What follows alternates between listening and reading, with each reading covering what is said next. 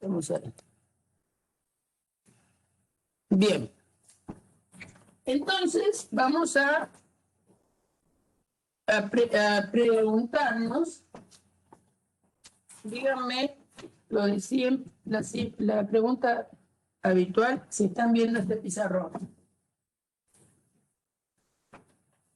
Dado un número entero, A,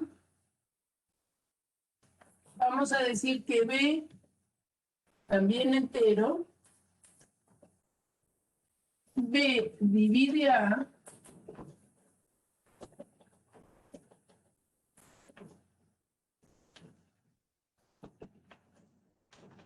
si existe un K entero tal que A es B por K.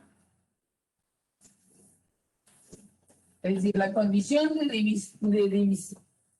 ser divisible por, digamos, de B divide A, entonces también decimos que A es divisible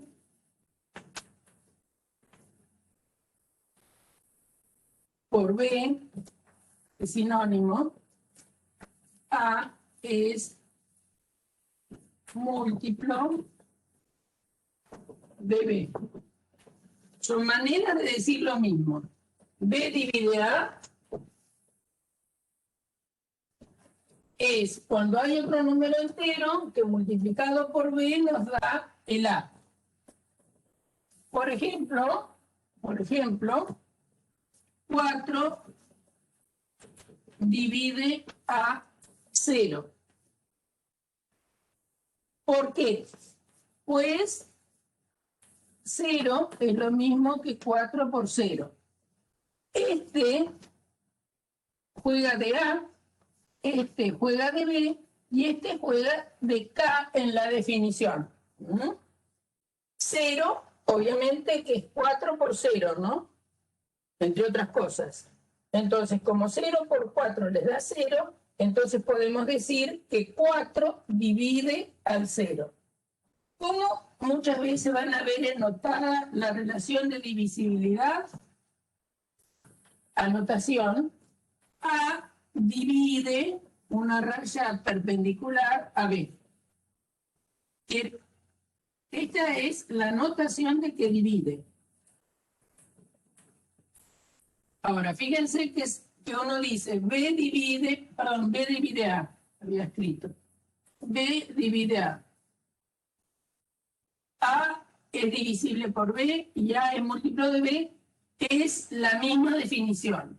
Es decir, si B divide A, también podemos decir que A es divisible por B y que A es múltiplo de B.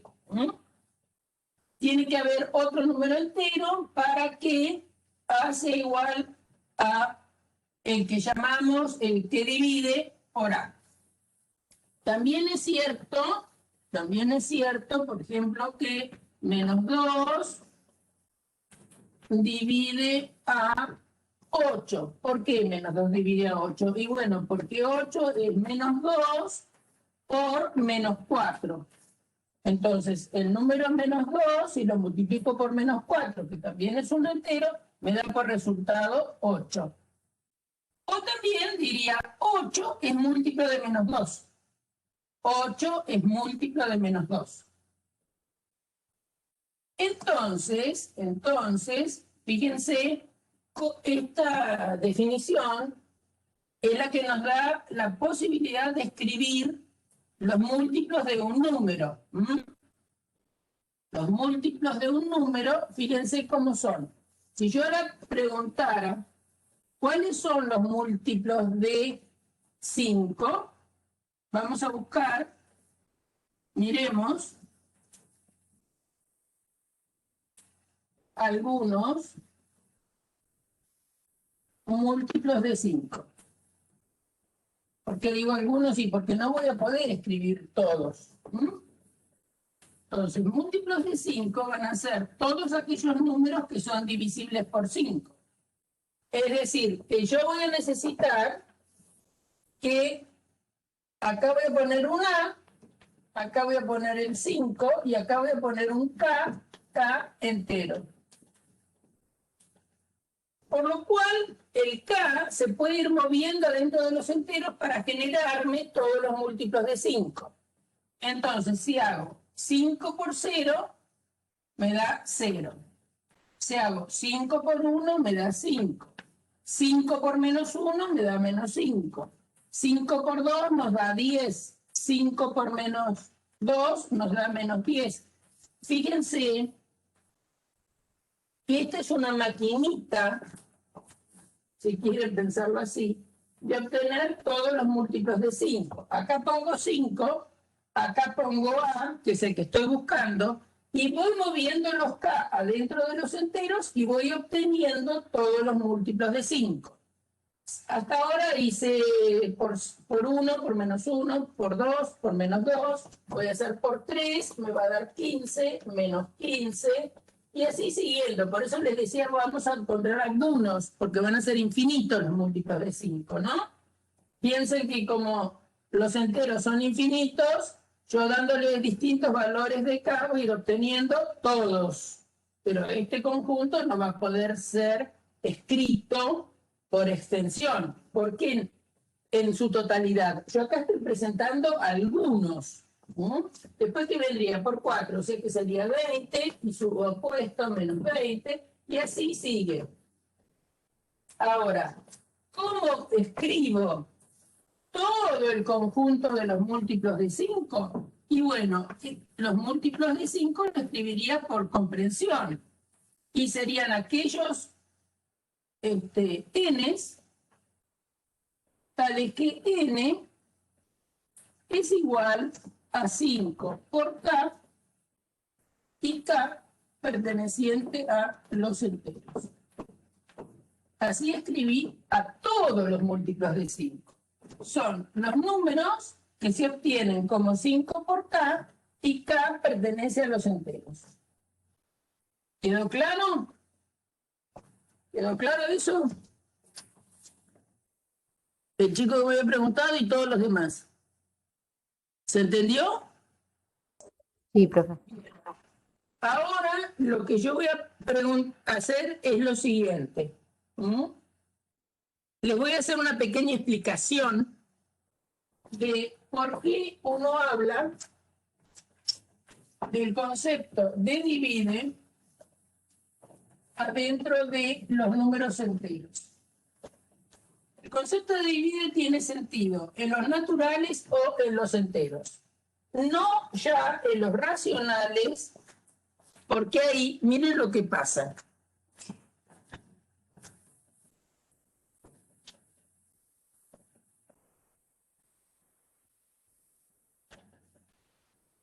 Si yo admitiera, yo resolví otro ejercicio, no el que me pidieron, a propósito lo hice, ¿no? Bueno, si yo les preguntara, el número 5 es divisible por 3,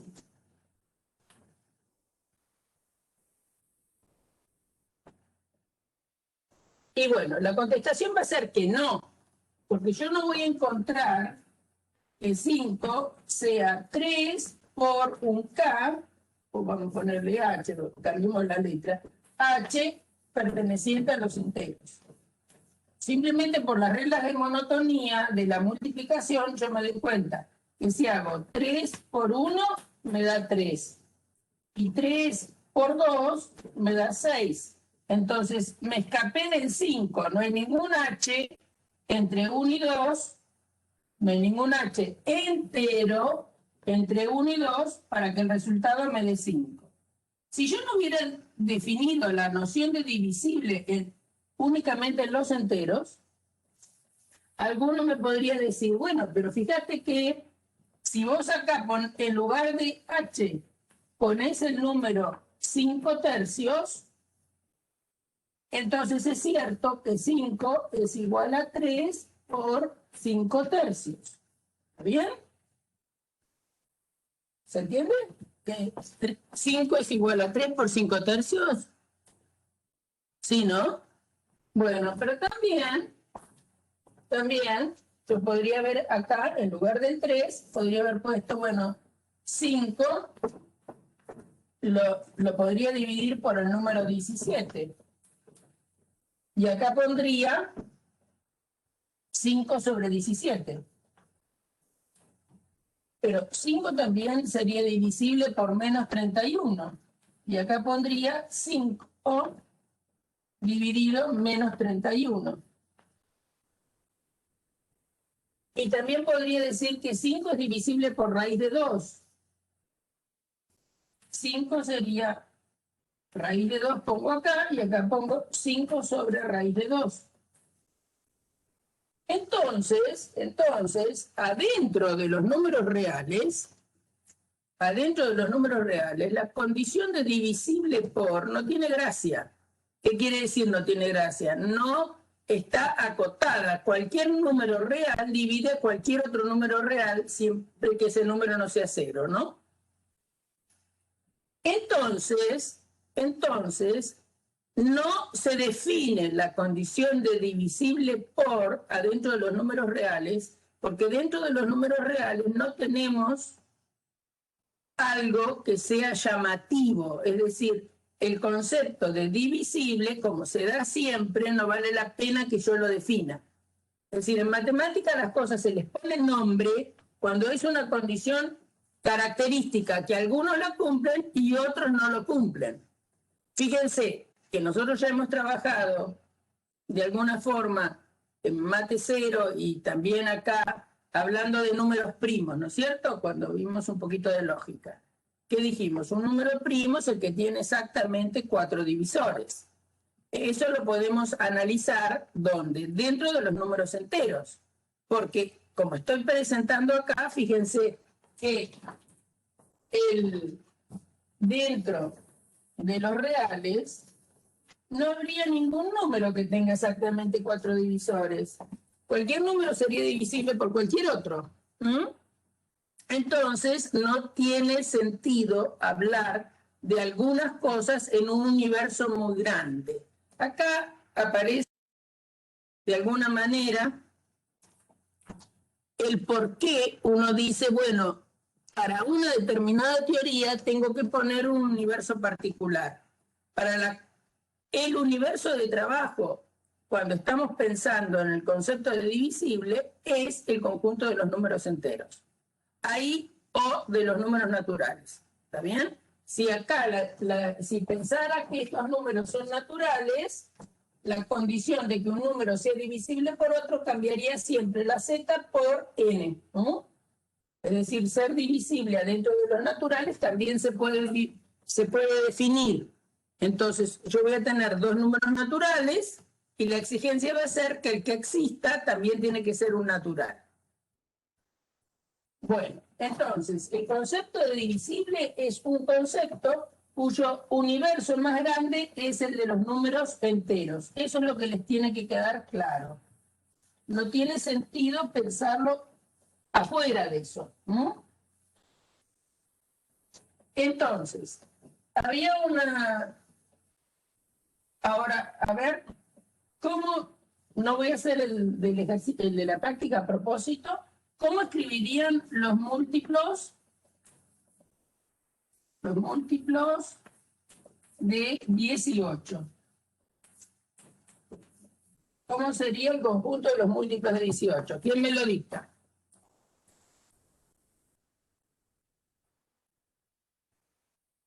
Los múltiplos de 18. Es decir, los múltiplos de 18 son todos los que son divisibles por 18. Entonces, ¿cómo lo escribo? A los múltiplos de 18.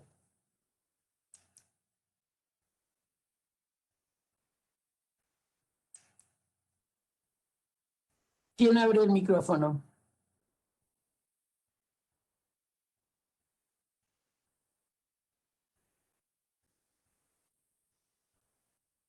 Muy bien. Sería el conjunto de los m, le ponemos una letra cualquiera, tal que m es 18 por k, creo que leí, K perteneciente a los enteros. ¿Está bien? Si me dicen los múltiplos de menos 125. ¿Cómo son los múltiplos de menos 125?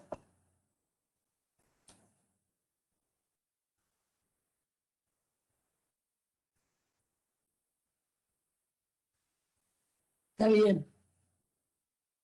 Que no encontró el signo de I, bueno, sí, está bien. Yo lo pongo así. ¿Sabe más que nada por qué muchas veces escribimos simbólicamente los símbolos? Porque vieron que la letra I también la usamos a veces como variable. Entonces, es una manera de no confundirnos después cuando lo leemos en cuál es la variable o cuál es el... Si no, quién sabe queda pegado, se da cuenta si uno escribe 17 por K y alguno puede interpretar que está ahí y forma parte de esta situación.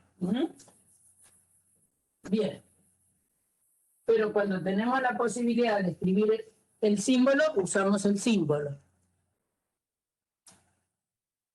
Muy bien. Serían, vamos a ponerle T, porque no tiene por qué ser siempre M, tal que T es igual a menos 125 por H, cambiemos la letra, acostúmbrense a usar más de una letra, ¿no?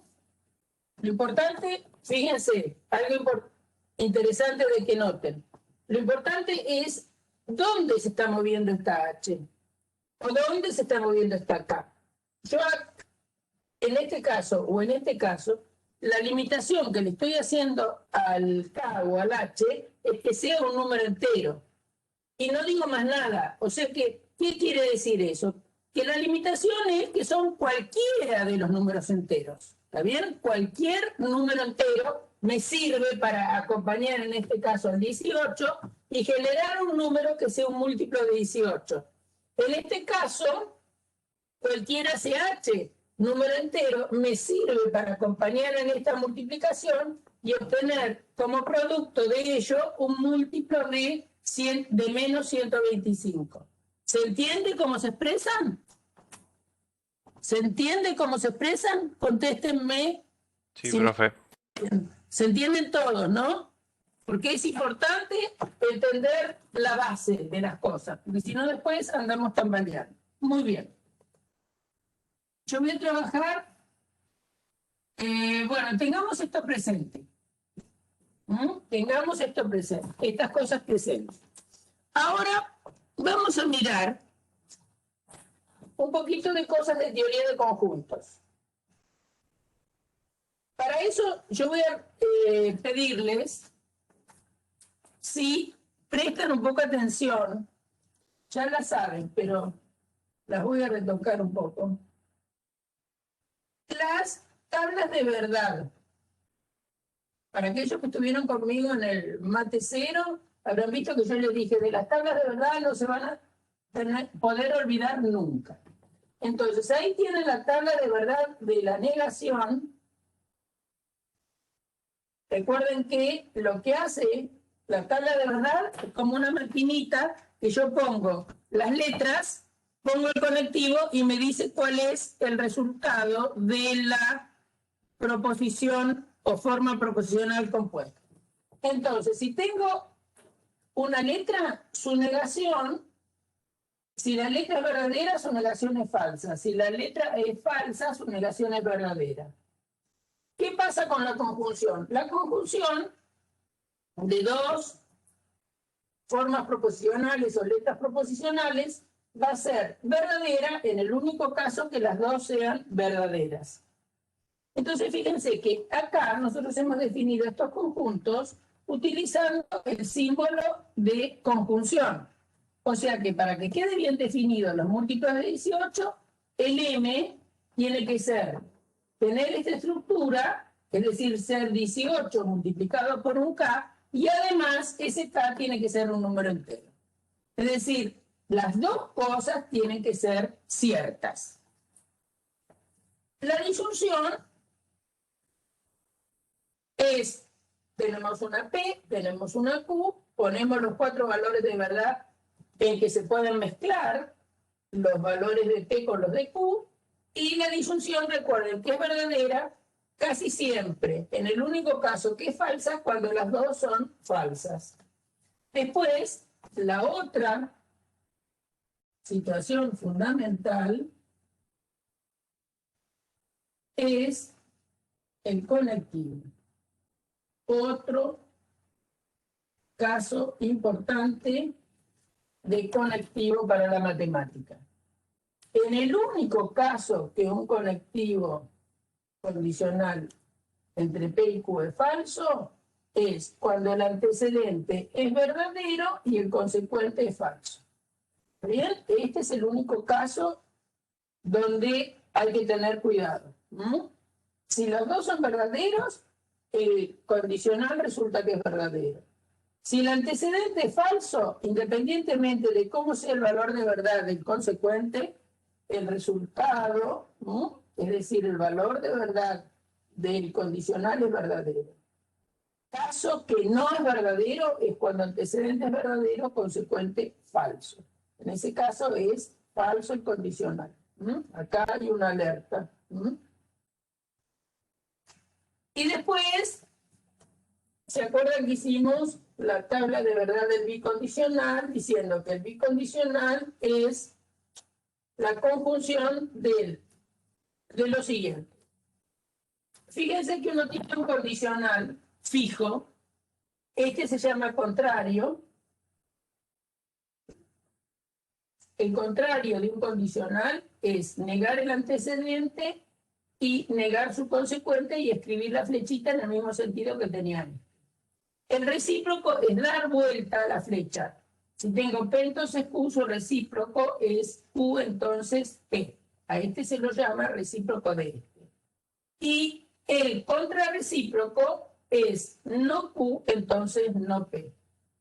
¿Por qué me interesa destacar estos? Y bueno, porque se ha demostrado, y se puede demostrar, y lo tienen demostrado seguro, que P entonces Q es equivalente a no Q entonces no P. Esta es una condición muy importante. Esta equivalencia lógica es muy importante y después vamos a ver por qué va a ser tan importante para nosotros cuando queramos hacer alguna demostración. Bueno, vamos a hablar un poquito de conjuntos y así vamos a hacer alguna demostración de contención entre conjuntos. Esto lo tiene que tener presente, ya lo tiene. Y ahora vamos a decir cuando dos conjuntos o cuando un elemento pertenece a un conjunto. Acá yo ya escribí algunos conjuntos, ¿no? Pero hay algo que a veces cuesta, y por eso lo voy a repetir. 10. ¿Qué pasa si tenemos un conjunto A fabricado con los elementos 2A menos 5?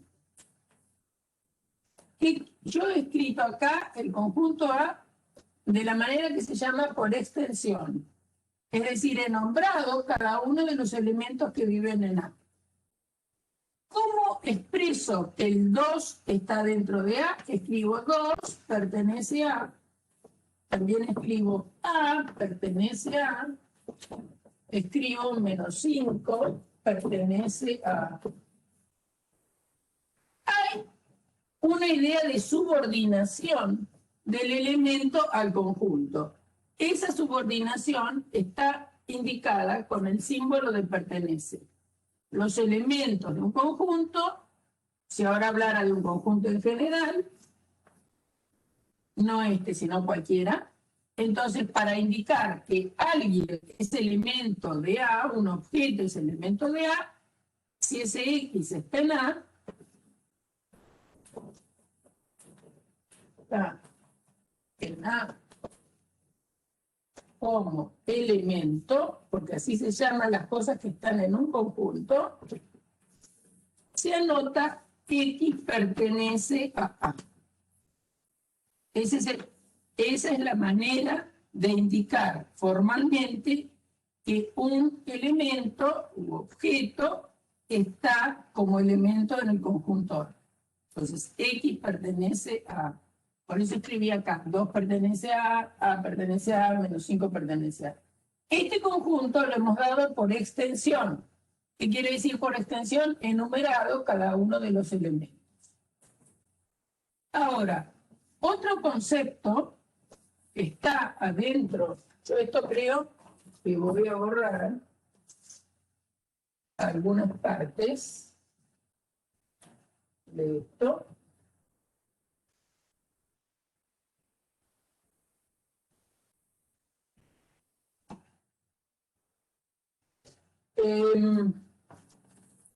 Otro concepto que me importa destacar es el siguiente. Entonces, vamos a dejar acá. X pertenece a cuando X es un elemento de A. Vamos a decir que dos conjuntos son iguales, y lo anotamos así, A es igual a B. Si y solo si A y B tienen los mismos elementos.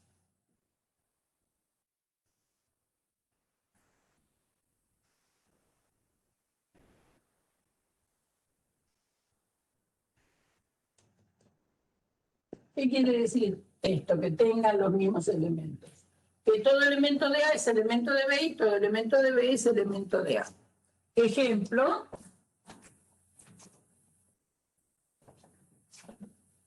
Ejemplo, supongamos que tengo un conjunto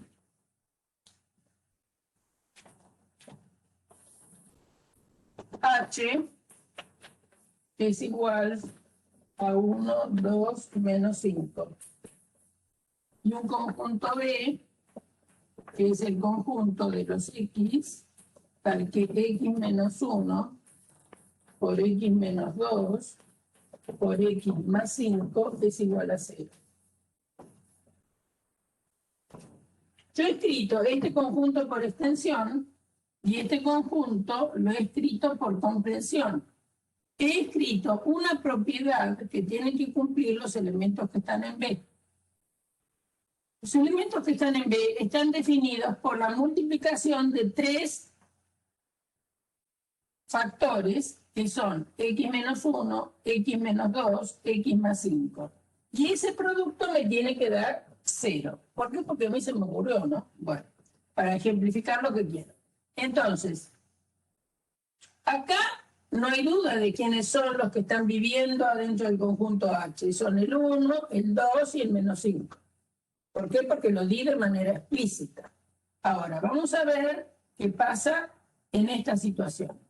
Acá no está dado de manera explícita, pero acá lo que vamos a tener que usar es el siguiente concepto, que lo voy a remarcar acá, que en R,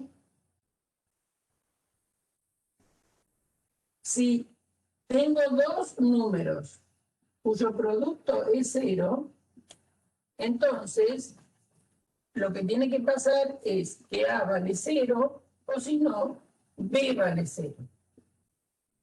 Si un producto de reales es nulo, alguno de los dos es nulo.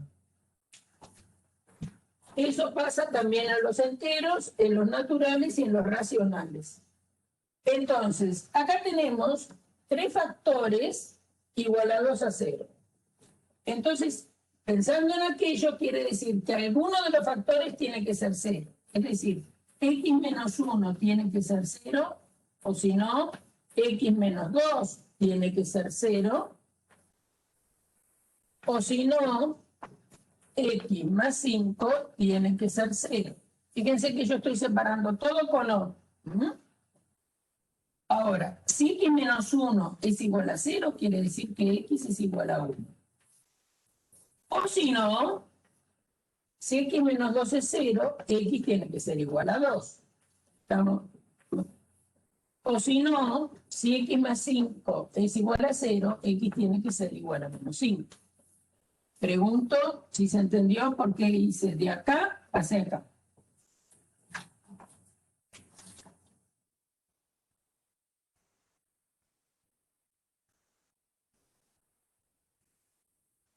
Sí, al que preguntó si hay que distinguir en qué conjunto estamos trabajando. A veces te sale, como en este caso, no estoy diciendo qué conjunto estoy trabajando, pero son los X tales que satisfacen esta condición. Entonces, como dentro de un campo numérico de los que nosotros trabajamos, si un producto es cero, alguno de los factores tiene que ser cero, x menos 1 debe ser cero, si no, x menos 2 debe ser cero, si no, x más 5 tiene que ser cero. Y de ahí despejamos x, ¿no es cierto? Si x menos 1 es 0, sumo 1 en ambos lados, me queda x que es 1. Lo mismo acá, x menos 2 igual 0, nos da x igual a 2. Y acá, esta igualdad, que x más 5 valga 0, x menos 5. ¿Están de acuerdo en eso?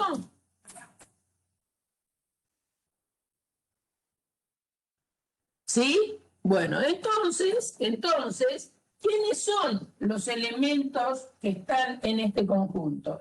Y bueno, pueden ser el 1, puede ser el 2 o puede ser el menos 5.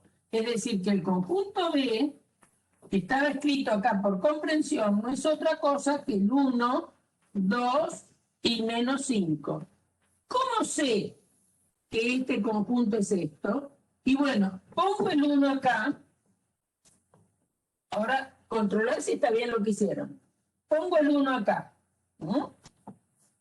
Acá hicimos el desarrollo para buscarlos. Ahora tenemos que controlar si lo que hicimos está bien. Para controlar si lo que hicimos está bien, si yo reemplazo la x por 1 en esta expresión, me va a quedar 1 menos 1 por 1 menos 2 por 1 más 5. Y me pregunto si eso me da 0. Pero 1 menos 1 es 0. Entonces me queda 0 por este número real. 0 por un número real es 0. Por lo tanto, efectivamente, el 1 tiene sentido que esté ahí. Me pregunto si está el 2. Para ver si está el 2 tengo que hacer 2 menos 1, 2 menos 2, 2 más 1. Y eso me da 0. Y 2 menos 2 es 0. Independientemente de cuánto me dé el resultado de esos números, 0 por cualquier otro número real da 0. O sea que está bien que haya metido el menos 2. Y lo mismo para el menos 5, ¿no? Si yo verifico si el menos 5 cumple la condición, me va a quedar 5 menos, menos 5 menos 1, menos 5 menos 2, menos 5 más 5. Y la pregunta es si eso da 0. ¿Y qué pasa con menos 5 más 5? Y menos 5 más 5 da 0. Y esto es un número real, esto es otro número real. Todos ellos están multiplicados por 0. Por lo tanto, el resultado es 0. Entonces, efectivamente, el conjunto B está definido por una condición, es decir, está definido de manera de comprensión, es equivalente a escribirlo por extensión como 1, 2, menos 5. Es decir, hemos encontrado las raíces de esta ecuación, si quieren llamarlo así. Y entonces, ¿qué pueden decir? Y bueno, que H y B son iguales. Fíjense que uno está definido por extensión, el otro está definido por comprensión. Para el de comprensión tuvimos que hacer algún análisis un poco más algebraico, si quieren llamarlo así, para confirmar que los dos conjuntos son iguales. Entonces, eso también aparece en algunos de los ejercicios de la práctica. ¿Estamos de acuerdo?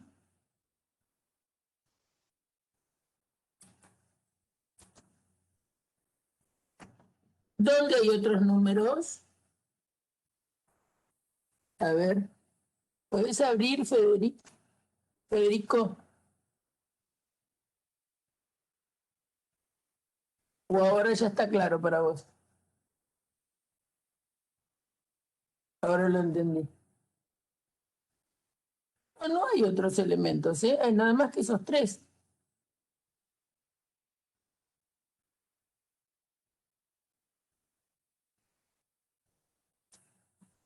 Bien. Entonces, La idea era ver cuándo dos conjuntos son iguales. Dos conjuntos son iguales si tienen los mismos elementos. Entonces, un conjunto, si lo defino por extensión, es fácil ver si dos conjuntos son iguales y ambos están definidos por extensión. Es simplemente recorrer la lista y ver quiénes están. Ahora, si uno está por extensión, como es este, y el otro por comprensión, quién sabe, en el de comprensión tenés que hacer alguna cuenta para ver que efectivamente te dan los de H. ¿Mm? No hay ningún otro que esté en B, además que el 1, 2 y menos 5. ¿Mm? Porque ese producto igualado a 0, el único caso que se verifica es para el 1, para el 2 y para el menos 5. No hay otros. No tiene más soluciones esta expresión igualada a 0. Bien. Ahora, miremos lo siguiente. Miremos si tenemos un conjunto, por ejemplo, A. Ahora cambio, una vez que ya no es mía, vamos a borrarla para que nadie empiece a dudar. Supongamos que A es el 1 menos 1. ¿Está bien? Y me dicen, escribir por comprensión este conjunto. En general, por comprensión no hay una única manera de escribir el conjunto. Por ejemplo, yo podría escribir, ejemplo, de definir este conjunto por comprensión. Podría escribir D, lo vamos a discutir, es el conjunto de los X al que X al cuadrado es igual a 1.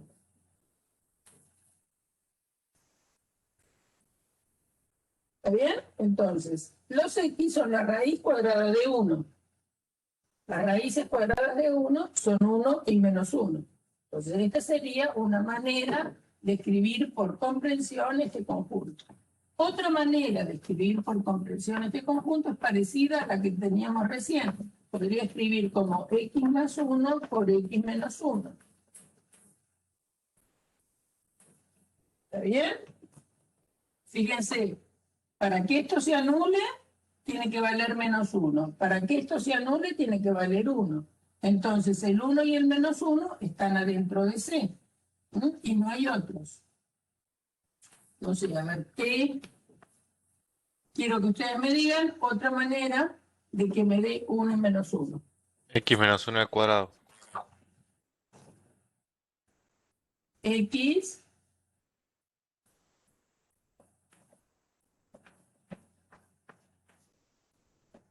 así, Sí,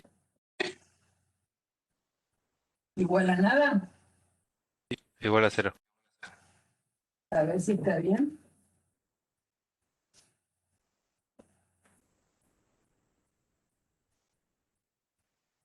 Esto es lo mismo que tener que X menos 1 es 0, ¿no?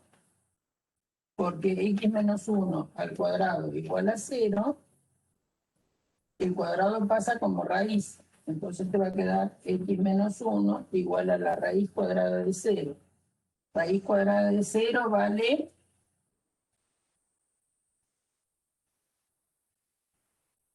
¿Cuál es el número que el cuadrado da 0? 0 por 0, ¿cuánto da?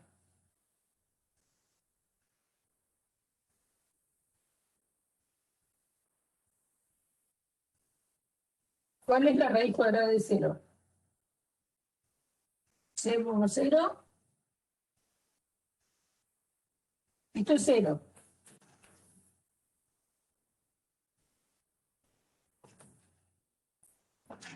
¿Sí? Y entonces te ha quedado que X menos 1 es 0. Y si X menos 1 es 0, X ¿cuánto vale? 1. 1. ¿Y te dio el menos 1? No. No. Pensalo así.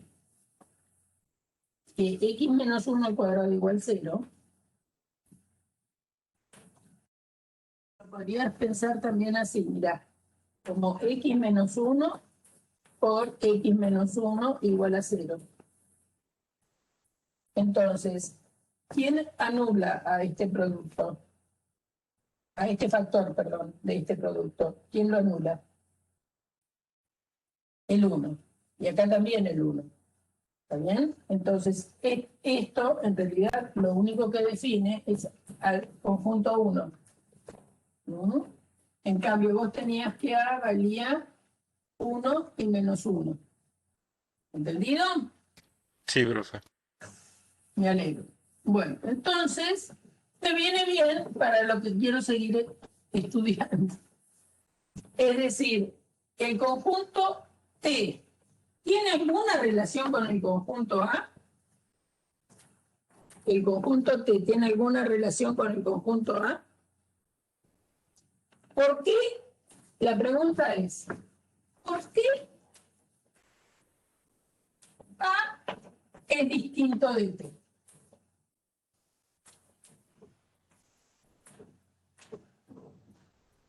¿Por qué A es distinto de T? ¿Quién me lo cuenta?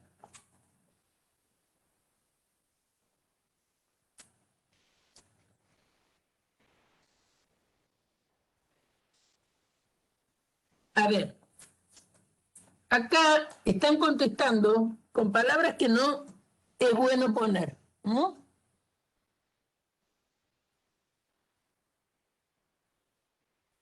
Me dicen, T contiene el 1. No contiene. El 1 es elemento de T. Estoy controlando el chat y leyendo lo que han contestado. La siguiente está bien. T es distinto porque T solo abarca el 1 y A abarca el 1 y el menos 1. Ah, bien, arreglado. Pertenece. Entonces, acá se da que si pensamos en cantidad de cosas, el conjunto T es más chiquito que el conjunto A. Porque el conjunto T tiene nada más que el elemento 1. Y el conjunto A tiene dos elementos, el 1 y el menos 1. Por lo tanto, no pueden ser iguales, porque acuérdense que dos conjuntos son iguales y solo sí tienen los mismos elementos. O sea que pensando en la cantidad de cosas que tiene T y en la cantidad de cosas que tiene A, evidentemente que ellos no pueden ser iguales porque uno tiene dos elementos y el otro tiene uno. Pero igualmente hay una relación entre T y A. Alguien habló de esa relación. Fíjense que el 1 pertenece a T y el 1 pertenece a A. Ahora, el menos 1 pertenece a y menos 1 no pertenece a T. Estas dos situaciones, sobre todo esta, es la que me significa que A y T son distintos. Pero esta relación, porque T no tiene nada más que el elemento 1, esta relación que se da, que todos los elementos de T también están en A, porque ¿quiénes son todos los elementos de T? El 1, y nada más que ellos, porque el 1 es lo único que tiene T. Entonces, eso me permite decir que T está contenido en A. Entonces, vamos a definir bien qué quiere decir contenido. Entonces, un conjunto está contenido en otro, esto ya lo saben desde mate cero, ¿no? Pero estamos repasando algunas cosas. Un conjunto A, vamos a decir, está contenido en un conjunto B, si y solo si, para todo X, si X pertenece a, entonces X pertenece a B. Entonces, un conjunto está contenido en otro si siempre me pasa que todo elemento que está en A también está en B. Y ahora presten atención a esto está definido como un condicional, ¿no? No me puede pasar que tenga antecedente verdadero y consecuente falso, porque si eso pasa, el condicional me fracasa. Entonces, fíjense que acá ustedes tienen que el -1 está y este no está. Por lo tanto, el condicional sería falso para demostrar que A está contenido en B. Porque eso se tiene que verificar para todo X, ¿no? Y lo que están teniendo es la negación del condicional. Si uno tiene P, entonces Q, la negación de P, entonces Q, es lógicamente equivalente a tener P y no Q.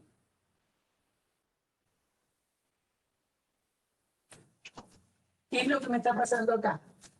El -1 está en A y -1 no está en T. Por lo tanto, tengo negado el condicional de -1 está en A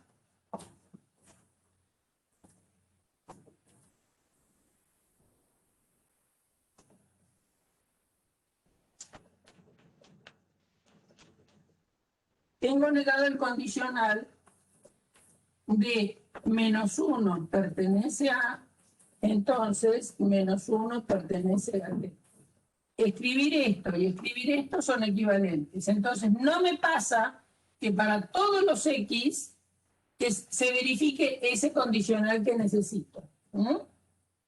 Entonces, todos los X, acuérdense que para que un condicional sea verdadero, no se puede dar el caso antecedente verdadero y consecuente falso. Ahora, la negación del condicional es lógicamente equivalente a tener el antecedente afirmado y la negación del consecuente. ¿Qué es lo que me pasa acá? A la vista, ¿no? El -1 está en A, pero no está en T. Por lo tanto, no es cierto que cualquiera sea el X que vive en A, entonces viva en B. Por eso es que A es distinto de T. No es igual, porque A no está contenido en T. Sí es cierto que T está contenido en A. Por lo tanto, uno también puede definir que A es igual a B si y solo si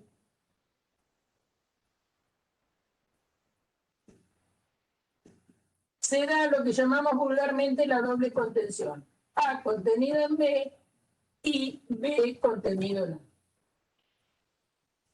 Es decir, dos conjuntos son iguales si y solo si se contienen mutuamente. Bueno, entonces vamos a hacer un ejercicio un poco más complejo, parecido a uno que tienen en la práctica. Yo en general no hago los de la práctica para que así después ustedes solos tienen otro más para practicar. Entonces, supongamos que tenemos A, el conjunto de los X, al que X es 18 por T y T pertenece a los enteros. ¿Me pueden decir qué conjunto, quiénes están ahí adentro? ¿Los múltiplos de quién? De 18. Los múltiplos de 18. Perfecto. Vamos a considerar B, el conjunto de los X, al que X es igual a 6 por T, o vamos a ponerle otra letra, 6 por H, y H pertenece a los enteros. ¿Quiénes están en B? Los múltiplos de 6. Muy bien, los múltiplos de 6. Bueno, vamos a escribir algunos elementos de A. Vamos a escribir algunos elementos de A. Bueno, el 0, ¿no? Si T vale 0, me da 0. Si T vale 1, me da 18, menos 18. Si T vale 2, me da 36, menos 36. Si vale 3, 18 por 3, ¿cuánto es? 54. 54, gracias, menos 54. etcétera. Vamos a escribir B. Algunos. ¿No? Entonces, está el 0, 6 por 1 es 6, está el menos 6, por 2 me va a dar 12, menos 12, por 3 me va a dar 18, menos 18, por 24, menos 24, ¿por cuál estuve? 6 por 4, 6 por 5, 30, menos 30, menos 30 por 6, 36, menos 36, y así sigue. ¿Ustedes observan alguna relación entre estos dos conjuntos?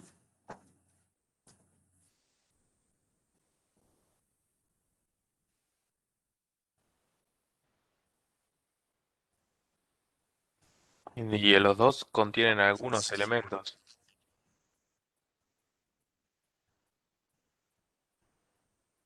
Iguales. Como por ejemplo el El 0 36. está en ambos, ¿no? El 6 está acá, pero no está acá. El 18 y menos 18 están ambos. Después, acá está el 12, que acá no está. El menos 12 tampoco. El 24 y el menos 24 están en los múltiplos de 6, pero no están en los múltiplos de 18. El 36 sí, ¿no? El 36 está. El 54 está en los múltiplos de 6.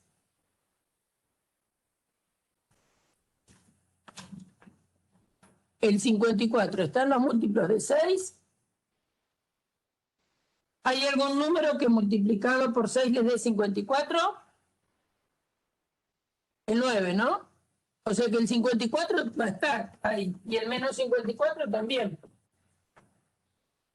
Bueno, entonces, a ver, ¿qué opinan? ¿Hay alguna relación entre estos dos conjuntos? Iguales no son. ¿Estamos de acuerdo que iguales no son? Porque acá tengo el 6, por ejemplo, que acá no está. Acá tengo el menos 12, que acá no está. Tenemos el 24, que acá no está. ¿Hay alguna relación? ¿Qué les parece? Ya sabemos que no son iguales, pero mi pregunta es si hay alguna relación entre esos dos conjuntos.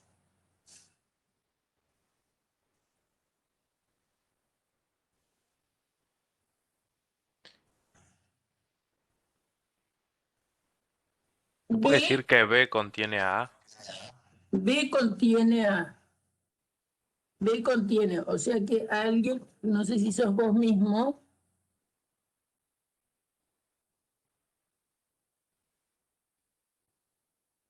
¿Cómo? no sé, algún chico escribió B, a ver quién es el que lo escribió, Manuel.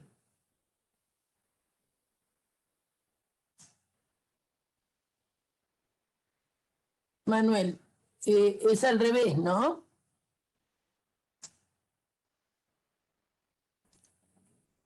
Para que este esté contenido acá, todos los elementos de acá tienen que estar acá.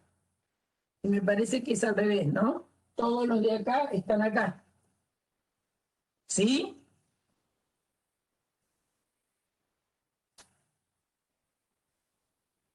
¿Sí? Bien. Bueno, entonces vamos a demostrar eso, ¿no? Esto es simplemente para que se orientaran. Cuando muchas veces tenemos que demostrar que un conjunto está contenido en otro, lo primero que hacemos es, si no los tenemos por extensión, desarrollar un poco la condición y mirar con atención si podemos decir algo, ¿no?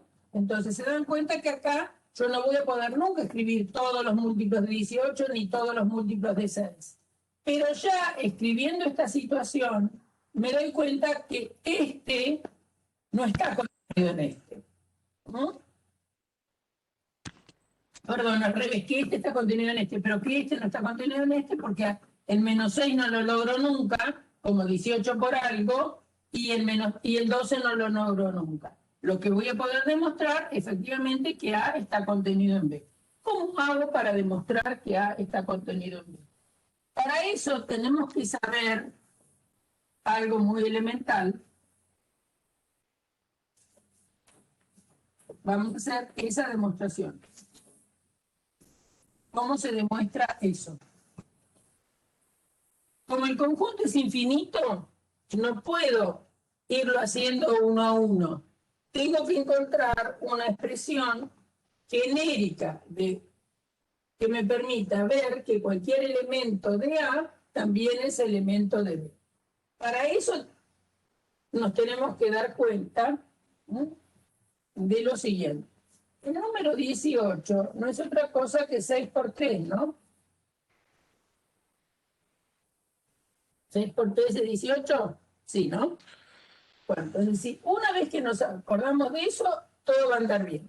Después nos tenemos que acordar que la multiplicación de enteros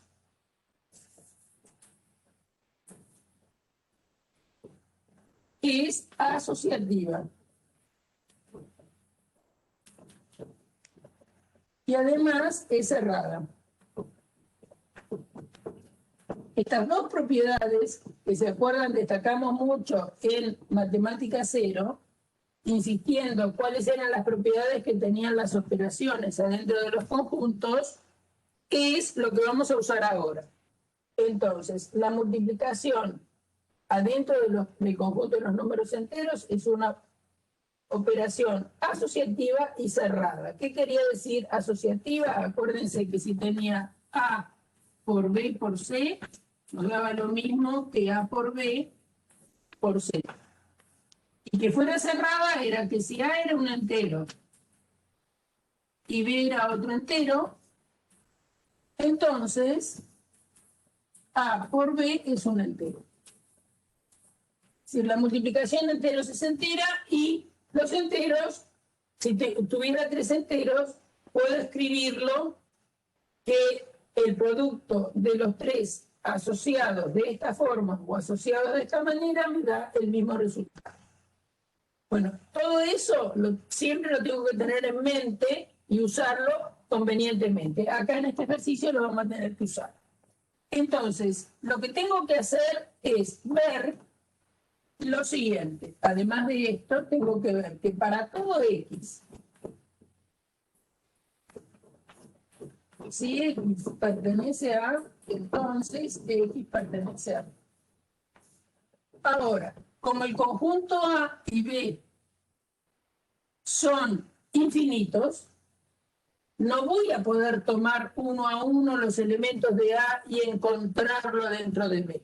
Seguro que lo voy a encontrar, pero esa no es una definición, una posible demostración, porque no puedo rastrear todos los elementos de A.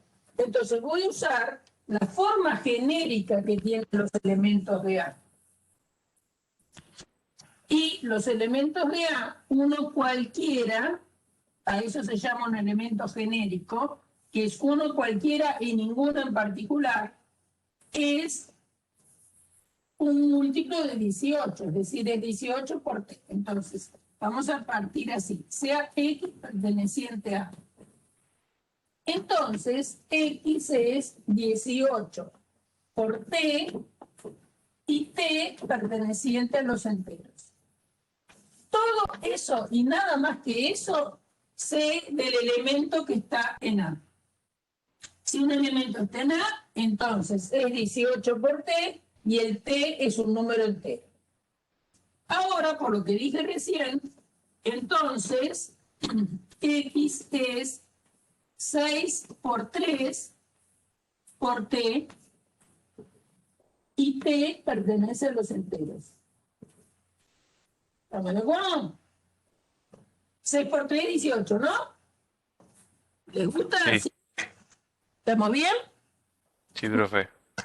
Entonces, ahora, usando la propiedad asociativa, esto lo voy a escribir, que X es igual a 6 por 3 por T, con T perteneciente a los enteros.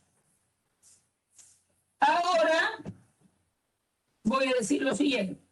como 3 es un entero y t es un entero, 3 es entero y t es entero. Por lo tanto, 3 por t es un entero. 3 por t es un entero. Eso lo escribo. Como 3 es un entero y t es un entero, 3 por t es un entero.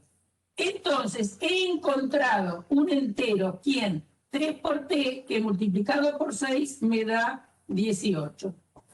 A ese 3 por t no hay ningún problema, pertenece a los enteros. 3 por t pertenece a los enteros. ¿Por qué? Porque la multiplicación de enteros es cerrada. Como 3 es un entero y t es un entero, 3 por t es un entero. Bueno, a ese 3 por t lo voy a llamar h. Tengo derecho a llamarlo h diciendo que es un entero. Por lo cual, entonces, tengo que x es 3 por h y h pertenece a los enteros.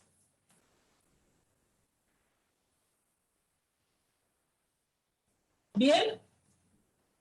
Pero ¿para qué quise mostrarles a ustedes que este elemento x, que estaba en A, que era de la forma 18t con t entero, al final lo puedo escribir a ese x como 3 por h, h entero? ¿Para qué quise eso? ¿Por qué quise mostrar eso? Perdón, 6 por h, ¿no? 6 queda acá, y este es el 3h, 6 por h. Disculpen. En lugar de 3t, escribo h, o sea que tenía x es igual a 6 por 3t, es decir, x es igual a 6 por h. ¿Por qué quiero eso?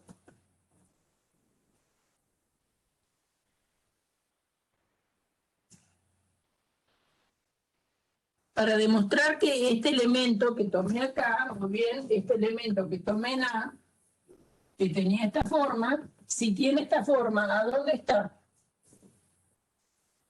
Si tiene esa forma, ¿a dónde está? B. En B. Entonces, el X pertenece a B. Fíjense que tomaron un elemento arbitrario de A. Lo único que usaron de él era la forma que tenía. Ser un elemento de A es ser 18T.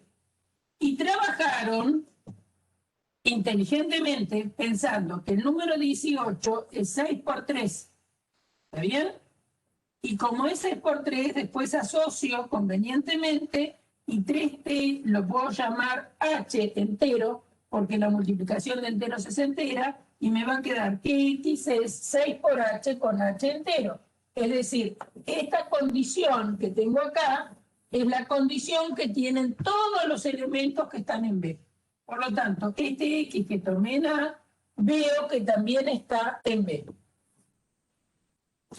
¿Cómo demuestra? ¿Se entendió eso? ¿Se entendió? ¿Se entendió? ¿Sí? ¿Cómo demuestro que B no está en A? Con lo que llamamos contraejemplo. Ustedes me dijeron hace un rato, cuando habíamos hecho algunos elementos de B, bueno, entonces, B no pertenece, no está contenido en A, B no está contenido en A, se escribe así, pues, por ejemplo, 6 pertenece a B y 6 no pertenece a A. Por lo tanto, alcanza con que encuentre un elemento que está en un conjunto y no está en el otro. Quien agarré el 6. Podría haber agarrado otros, ¿no? Es un contraejemplo, un ejemplo en contra de lo que queremos. Ahora, es cierto que alguno podrá decir, bueno, señora, ¿por qué a 18 lo pensó como 6 por 3? ¿Por qué lo pensó así.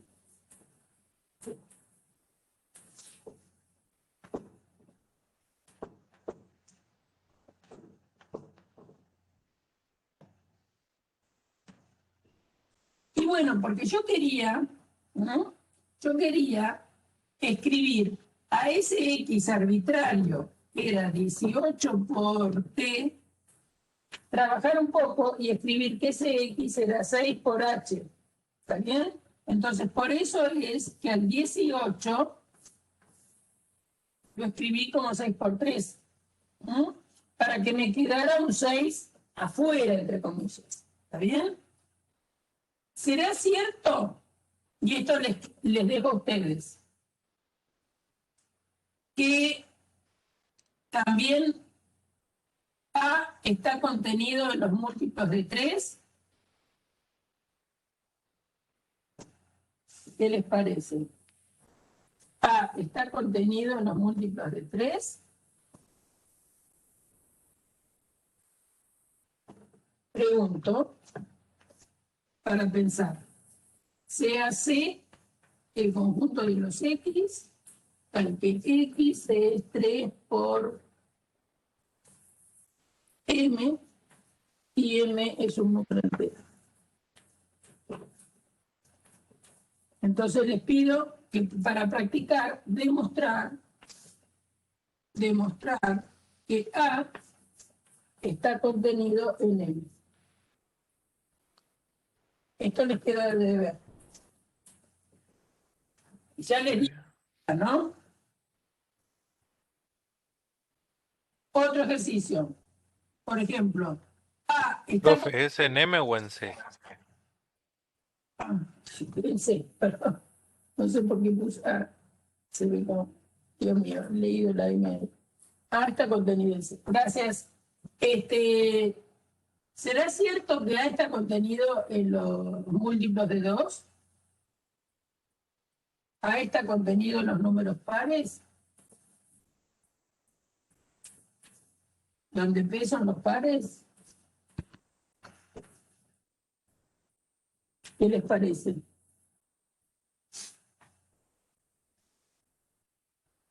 Ahí, ¿cómo pensarían el 18?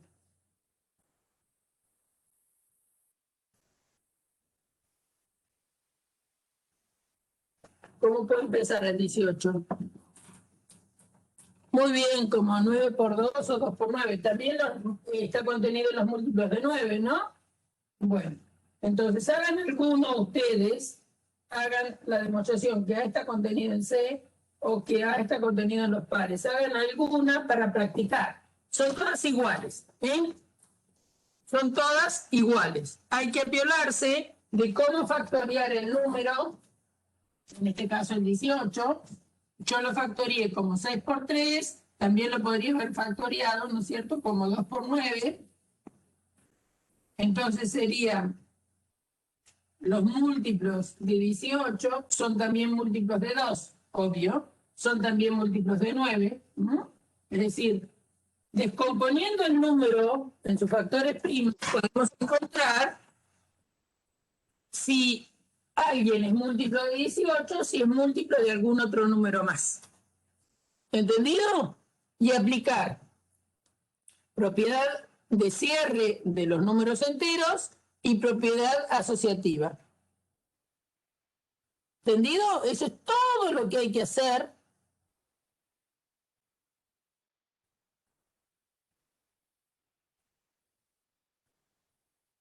A ver, los múltiplos de 36 están contenidos en los de B. A ver si es cierto. Los múltiplos de 36, si están contenidos en quién, en B. Sí, claro. Sí, porque 36, ¿cómo lo escribís? Lo podés escribir como 6 por 6, ¿no es cierto? Entonces los múltiplos de 36 estarían contenidos en los múltiplos de B. Bien. También los múltiplos de 36 estarían contenidos en los múltiplos de 4, ¿no? O en los múltiplos de 9. Entonces hay que tener bien clarito cuál es el concepto de múltiplo y las propiedades básicas de la multiplicación de enteros. ¿Quedó claro eso? ¿Está todo esto entendiéndose, chicos? ¿Qué les parece? Bien. Bueno, hay algunos chicos que se han ido. No sé si es por la hora o porque si se aburrieron.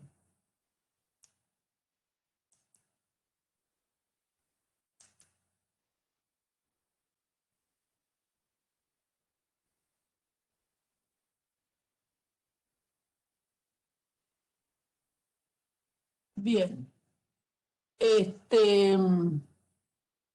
A ver, algún ejercicio que hayan preguntado y yo no respondí porque me metí a hacer esto.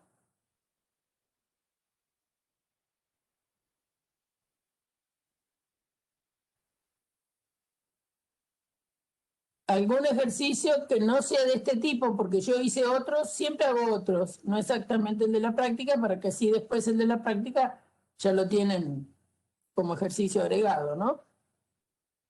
Pero alguno distinto que no les hubiera salido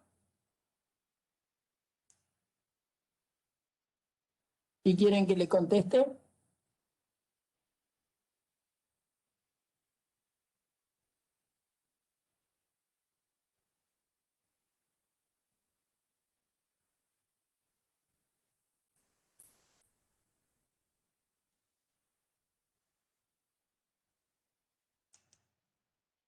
Bueno, no sé si quieren irse porque tienen alguna otra clase.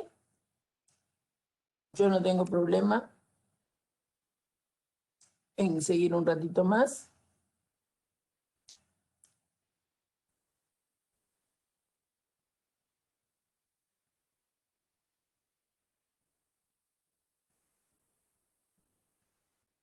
Bueno, entonces, el lunes voy a detener la grabación.